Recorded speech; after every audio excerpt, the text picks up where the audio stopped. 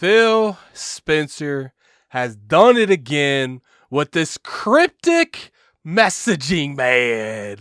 Oh gosh, I mean, we got to talk about it. You guys know what it is. We're going to be talking about the Activision thing, and we're going to be talking about some comments that Phil Spencer put on Twitter and whether or not Call of Duty is going to be on the PlayStation platform. But before we get on with the video, you guys know what it is. Definitely hit that like button if you guys enjoyed this video. You can always subscribe to the channel for weekly content. And don't forget to go there and follow me at Twitter at LordAddictILP. Without any further ado, let's talk about Call of Duty being on the PlayStation platform.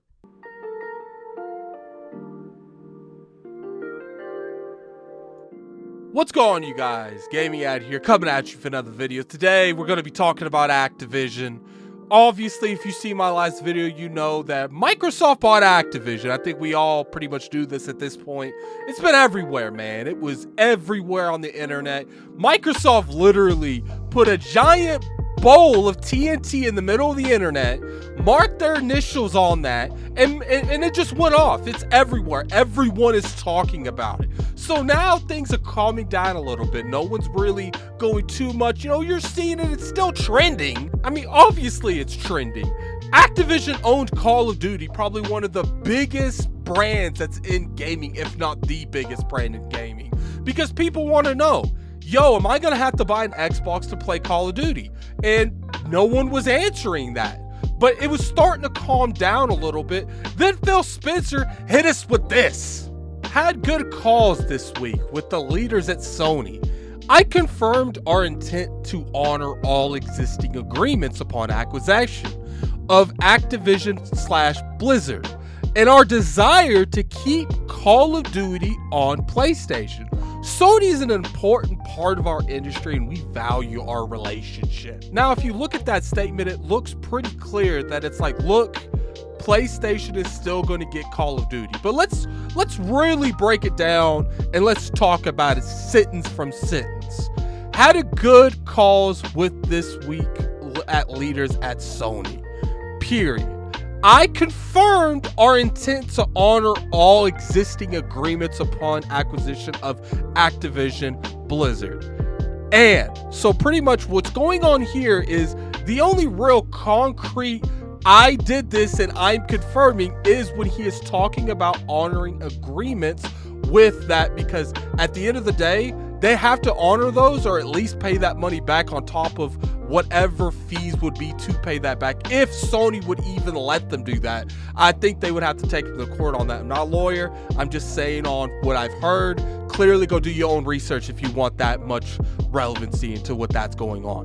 Then he says, and our desire to keep PlayStation, oh my God, to keep Call of Duty on PlayStation. Sony is an important part of our industry and we value our relationship. To me, that you could take that so many ways. You could take that we're going to keep Warzone on the platform because it's already on there. We're going to keep the previous Call of Duties on the platform because they're on there. He didn't come out blatantly and say that they're going to put new installments of Call of Duty on the platform.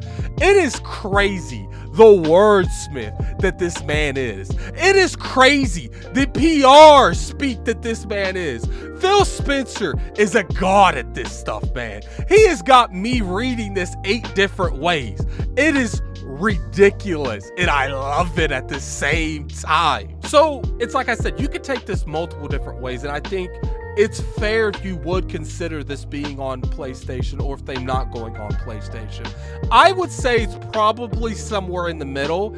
I want to go about 70-30 though. I want to go 70% that they're going to be on multi-plat and 30% that they're not going to be, because I do feel like there are certain things that's different between this one and Bethesda. I don't remember Phil Spencer coming out blatantly with a statement like this. And I don't remember, maybe it's because Sony didn't really come out too vocally about Bethesda that they did coming out about this. So this is a possibility as well, is that Sony was putting pressure on Microsoft by making that open statement about Call of Duty. And then maybe Microsoft and Sony, clearly they had conversations, but let's talk about Phil Spencer particular in this, because that's really what this video is about. Maybe he talked to them and he brought up again, look, you can have Call of Duty, but that Game Pass coming with it. And Maybe they said no, and I think that this might be one of the interpretations you could take it is him putting more pressure on PlayStation, where now not necessarily we're going to answer anything or we're not going to answer anything, but now people are going to look at that we desire and automatically assume this is PlayStation's fault. So they're going to put a little bit more blame on PlayStation for the people that is assuming that it's not going to come on PlayStation. Obviously, there's people that taking this statement and they're thinking it is going to come on PlayStation, and I don't think either side is wrong. Like I said, I'm leaning more towards it's going to be a multi-plat than anything, because I do feel like at the end of the day, the worst case scenario is it's on Game Pass day and date and you have to pay $70 on PlayStation. That is a horrible look. If you are playing Call of Duty on PlayStation, you shouldn't be on that platform at that point, because you're going to literally have this Game Pass subscription. Even if it goes up to $20 a month, you can pay that for all this time and have access to all these other different games, all the Bethesda games, all the Xbox games, all the third-party stuff that they do on that, and all of the actual Xbox studios that they have, and Activision games for $15 to $20 a month, depending if they do raise it. I doubt they're going to raise it anytime soon. It will be raised eventually, but I don't think it's going to be raised anytime soon. You get all access to that, and I think every year, if it is a multi-plat, it's going to make PlayStation look even worse. Every year when another Call of Duty comes out, they're going to get hit with that. Why didn't you get it on Game Pass? Why didn't you get it on Game Pass? And sooner or later, you're going to lose that a little bit of viewership anyway. They're going to lose the marketing rights, clearly. Microsoft in no realm is going to let Sony market Call of Duty. Maybe they'll be able to market it for a year or two because of some deals that they currently have. Because they did say in the tweet that he said they're going to honor those agreements, but we don't know how long that is. I think they renewed it a couple years ago, so it probably got 2 or 3 years left. There's no reality where Microsoft continues to let Sony market a game they own, especially Call of Duty. They're going to want to take that marketing, because at the end of the day, Call of Duty is made by multiple different developers, so they're always up and down depending on what Call of Duties you like and what developer makes that particular Call of Duty. What's more important than Call of Duty, because of those different types of games being made, is the actual marketing for Call of Duty, because it doesn't matter what Call of Duty and what developer made it, people are going to see that Call of Duty be attached to that brand on the end of that commercial, and that's extremely important. And I think one of the things that Microsoft's going to really benefit is that marketing.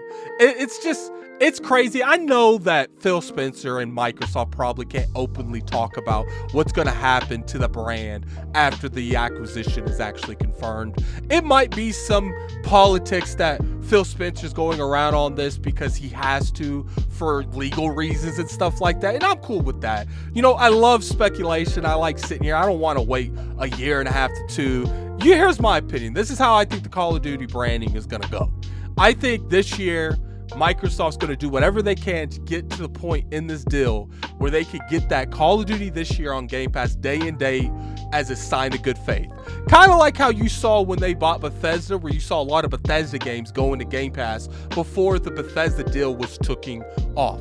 Now, let's say that Phil Spencer is doing some sly PR and Microsoft will have exclusive rights to the Call of Duty franchise. I think that might start next year or the year after that. If it doesn't start next year, that game's definitely going in Game Pass day and date, and you're going to have to pay $70 if you want to play it on PlayStation. I digress on that. Let's say it is an exclusive, and you're going to have to go out and buy an Xbox to play Call of Duty. A lot of people will go out and buy an Xbox to play Call of Duty, and that's part of the reason why I feel like Microsoft will try to make this as an exclusive. Maybe there is a form of legal issues that make it to where they can't do this, because hear me out. If Microsoft can't get the marketing rights because Sony has already bought marketing rights for the next couple years, then how can you realistically honor an agreement that you don't have access to the game anymore? So that's maybe where Phil Spencer's talking about that. He's talking, look, we understand that we bought Activision and you have probably a 5-year marketing agreement with Activision that we have to agree to and we have to honor, because you already paid that money and we don't really want to make this $68 billion even more. So we're going to let you have these couple years, and then maybe 2024, 2025, we're going to make Call of Duty an exclusive to Xbox. My opinion, it could go either way. Like I said, I think it's 70-30. 70% that Call of Duty stays as a multi-plat, 30% that it doesn't. But to be honest with you guys, it could go either way. I have no idea. This is probably the most insane time that I've covered in this industry ever, because it seems like every day it's getting even more and more intense. But everyone watching this video, put in that comment section, do you think this is going to be exclusive or not?